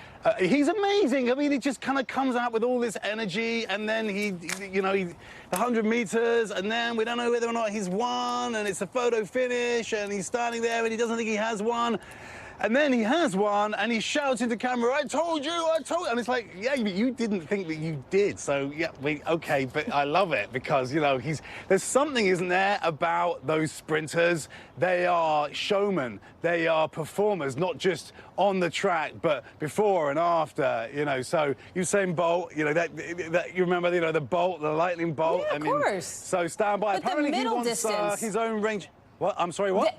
The 800 is also an interesting one because, like, when you start to get to the middle distance, you got the long distance people, which could not even fathom. You got the sprinters, insane, and then you have these people that are doing, like, you know, it's a lot for me or you, no offense, but like, you know, for them, it's this incredible distance. Yeah, I haven't lived a good enough life to be able to run, I don't know, 2 meters, really. So I look like, you know, when they collapse on the floor, like, you know, trying to suck in the air and, like, you know, that's you after every lap shot. You're showing them all now. They're gods, and I look like that after I've walked up the stairs to come to this live shot. What's your favorite moment? Kara, I got to ask you. It's been a couple days. You've had a weekend. I've had a weekend. Best moment of the day, or like the weekend, we'll say, since we haven't talked in a couple days. Okay, Number one favorite moment. I'm just going to... Yeah, I'm going to be, and to be fair, you warned me that you were going to ask me these things.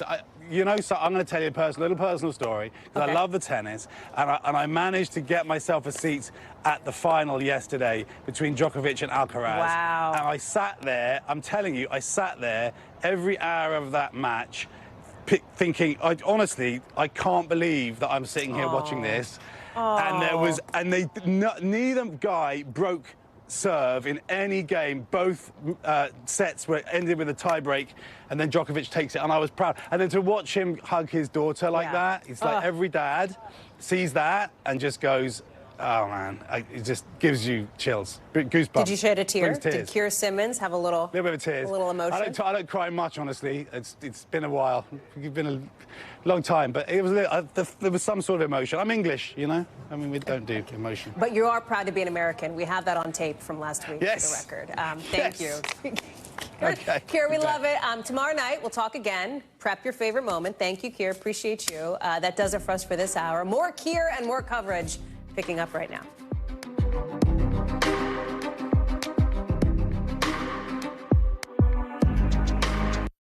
Thanks for watching. Stay updated about breaking news and top stories on the NBC News app or follow us on social media.